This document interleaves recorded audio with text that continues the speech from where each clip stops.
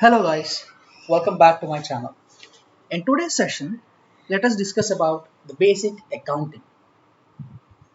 Let us try to understand from the basic example wherein we see these debits and credits in our day-to-day life. We are having a bank account, and whenever we deposit some cash into our account, the funds in the cash or the cash in the account increases and the accounts get credited. On the other hand, whenever we are performing any withdrawal on our account, that means we are taking out funds from our account, the funds decrease, and in the statement we see that such transaction is considered as a debit. So, what we understand from this? Whenever the funds are increasing in the account, it is shown as a credit, and whenever the funds are being decreased or taken out from the account, it is considered as a debit. So let us try to refer this with an example, not in banking, but in case of a business. So consider there is a business and it has a customer and there is a transaction happening. The business is paying its customer or a vendor, anyone for that matter. So what should happen? So as per our previous example, whenever the funds are increasing, it should get credited, and when the funds are decreasing, it should get debited. Here, the account of the business is being reduced because it is paying some cash and the customer is receiving the cash. So the account of the customer has the funds being increased. So in that case, the ideal debit or credit should be like this. The business account should get debited and the customer account should get credited. But is this what actually happens in the business? No, it's the quite opposite. The account of the business gets credited and the account of the customer gets debited. Why? To understand why and how such transactions happen, such credits and debits happen, let us try to understand the fundamentals of accounting. So what are the different types of accounts in accounting? There are three types: real accounts, personal accounts, and nominal accounts. What is a real account? Any account that represents tangible or an intangible asset is a real account. For example, cash or a machinery, such kind of tangible assets, or goodwill, this an intangible asset. So all the accounts that are representing the assets, be tangible or intangible, are considered as real accounts. And what are personal accounts? As the name says, personal accounts are the accounts that represent an individual or a company. For example, a customer account or a vendor account, or for that matter, the account that you hold at the bank or the account that company holds at the bank. All these are personal accounts. And what is a nominal account? Any temporary account that is used in the business and that do not fall under the categories of a real account or a personal account is treated as a nominal account. For example, expense accounts, income accounts, rent accounts. So all these temporary accounts are nominal accounts. So in accounting, there are various rules on how the debits and credits should be treated based on the transactions that are happening on these accounts. So let us try to understand. Golden rules of accounting. So these are the rules which says when should an account be debited and when should an account be credited. There are different rules for different types of accounts. So let us try to understand the rule for each account. So for real accounts, that means the asset accounts which we discussed earlier, the rule says debit what comes in and credit what goes out. That means whenever the funds are being received, then the real account should be debited. And whenever the funds are going out, then the account should be credited. And the personal account, it says debit the receiver and credit the giver. If the person is receiving the fund, then that account should be debited. And if the person is giving the funds, then that account of the person who is giving the funds should be credited. And what is the rule for nominal accounts? For the nominal accounts, it says debit the expenses and losses and credit the income and gains.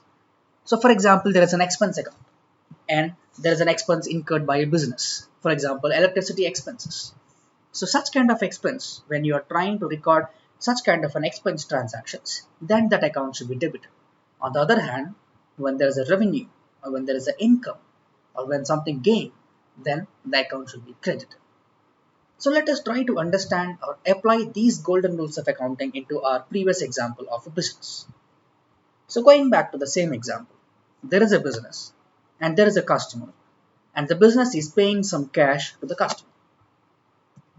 Now, business is taking out money from its cash account or a bank account, assume, and it is depositing this money into the customer's bank account, which be it we treat as a savings account in the bank. So what kind of an account is a cash account? We discussed that any account that is representing tangible or an intangible asset is a real account. So cash is an asset, it's a tangible asset. So any account that represents cash is a real account. And the rule for the real account says debit what comes in and credit what goes out. So here the funds are going out. So that means this account needs to be credited. Perfect. And let us try what should happen on the customer account. So savings account. Savings account for this business, it is a personal account because it's an account of a customer. This should be any account that represents a customer or a vendor or any individual or a company is a personal account. That is what we saw earlier. So this customer account is a personal account, and the golden rules of accounting for the personal account says debit the receiver and credit the giver. So here customer is the receiver. He is receiving the cash from the business. So this account should be debited. So this is perfect. So now let us try to put these examples into much complex scenarios or a day-to-day business scenarios. Taking this from the perspective of SAP, we will apply this into various examples. But consider these rules are again still not so easy to remember, or at least in the beginning, this is not easy to remember. And there is another way which I came across. I would like to quote the author if I find out the link, which I do it in the video description. But this I found a much simpler way to remember when an account should be debited and when an account should be credited. And this is being taken from the SAP perspective. So in SAP, we primarily have two types of accounts. It's a balance sheet account or it's a profit and loss account. So the balance sheet accounts will be assets and liabilities, and the profit and loss accounts, it will be an expense or a revenue. So this way of remembering the debits and credits goes here. So whenever an asset is being increased, then debited, and the asset is being decreased, then credited. Similarly for the expense. But for liability and revenue accounts, the accounts are to be credited when the liability or the revenue is increased, or debited when it is being decreased. So I will remember this as AELR. The first two accounts, when I am increasing, I will debit it. When decreasing, I will credit it. And for liabilities and revenues, whenever it is increasing, I will credit it. And whenever it is being decreased, then I will debit it. So let us go back to the same example and try to understand, not as per the golden rules of accounting, but the other way we thought of remembering how to debit and credit. So what is a cash account? Cash account, it's an asset account. That means it comes under balance sheet. It's an asset account. So we are saying that whenever an asset is increased, we should debit it. So we will debit this account. But here, in this case, business is giving the cash. So the asset is being decreased. So we credit this account. On the other hand, for a customer account. Now, as per the types of accounts, we said that a customer account falls as a personal account. So how do we manage this one? In SAP, we have a reconciliation account for all the customers. It's a balance sheet account. But there is no clear-cut rule as per the second method to understand whether this account is to be debited or credited. In such cases, I either refer to the golden rules of accounting, or in accounting, there is a basic principle that an account or a transaction, a single transaction should be two-legged. That means it should be credited as well as debited at the same time. And the total credits should be equaling the total debits. In this scenario, wherein there are only two parties, the business and the customer, and the business is being credited, I understand that the customer should be debited. So that's how I debit it. But this might not be a simple scenario in all the cases. In complex scenarios, I again go back and refer to the golden rules. So let us try to understand the complex scenarios. So I will go to a procure to pay cycle in SAP. So what is the procure to pay cycle? So let us go via different steps that are involved in the procure-to-pay cycle. I will consider only those steps where the accounting comes into place. So the first step I will consider it as goods receipt. So here the vendor is sending us the goods. So when the vendor sends, our inventory increases. And to post the second leg, we use a suspense account called the GRIR account. And in the second step, we receive the invoice. So here the parties involved are the vendor is sending us the invoice mentioning the amount, and again the second leg we post onto the same suspense account, we use the GRIR account. So let us go to the third step wherein we make payment to the vendor. So the two parties that are involved here are our cash or the bank account. So we pay from our cash or the bank account and vendor receives the money. So now let us try to understand as per our previous concepts. So what is an inventory? Inventory is an asset account, which is a real account. And the GRIR account, we said all kind of temporary accounts fall under the nominal accounts. So this is a temporary account and we are treating it as a nominal account. So here, when we are receiving the goods, the inventory is increasing.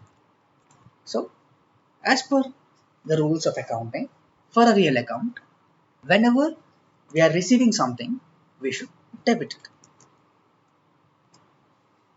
And for a suspense account, we says debit all the expenses and credit all the gains. So as we are debiting the first leg, we will credit this one. Now let us go to the second step. In the second step, we are having vendor. So vendor is a personal account. And GRIR account, again it's a temporary account, so we treat it as a nominal account. So for the personal account, the rule says debit the receiver and credit the giver.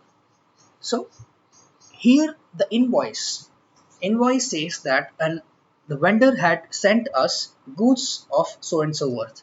So that means vendor is sending us something.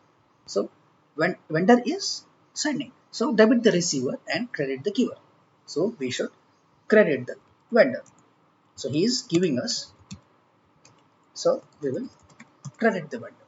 And again, nominal account, we will debit it here because this is the temporary account to post a equivalent debit.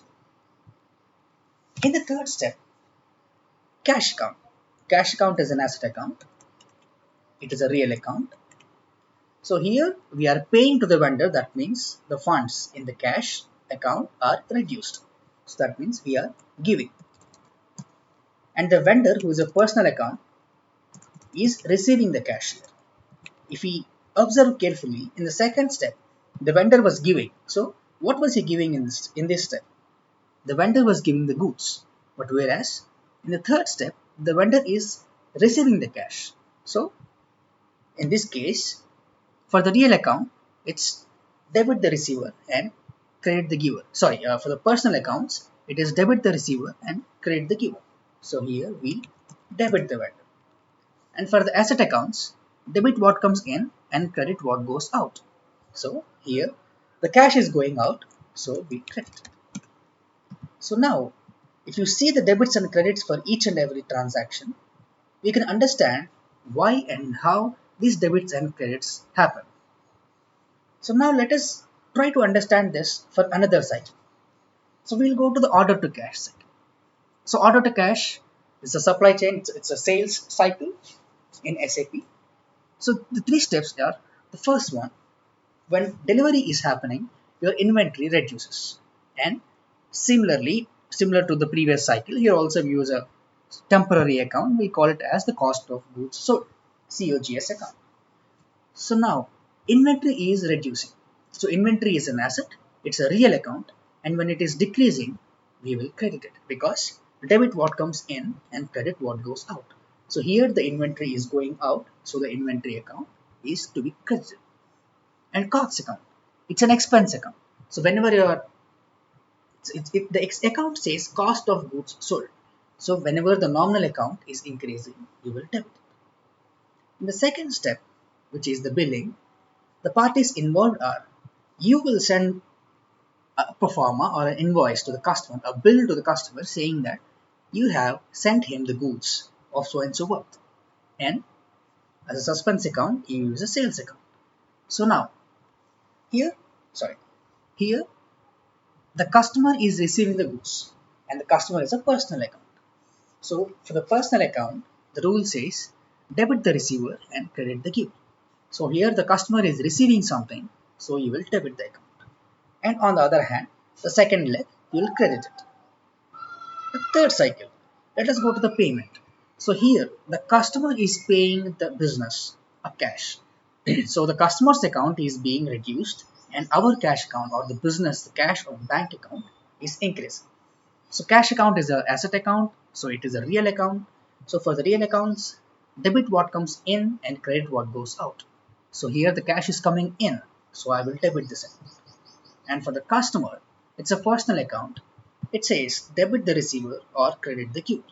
So here the customer is the person who is giving the cash, so we will credit it. So by this way, we can understand or apply the golden rules of accounting for each and every transaction that happens in SAP or any kind of accounting transaction. So this is fine. Now let us go back to the same first example wherein we all started this one. Let us try if these rules will be applicable for the same account, the same example wherein you are holding an account in the bank and you're depositing some cash into an account.